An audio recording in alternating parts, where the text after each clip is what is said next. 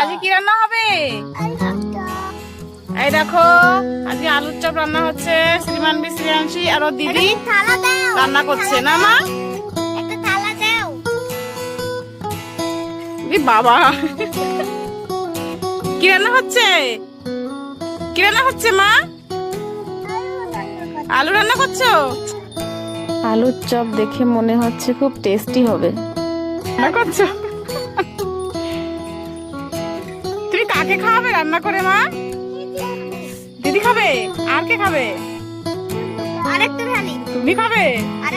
এই দেখো, আলুর চপ তৈরি হয়ে গেছে।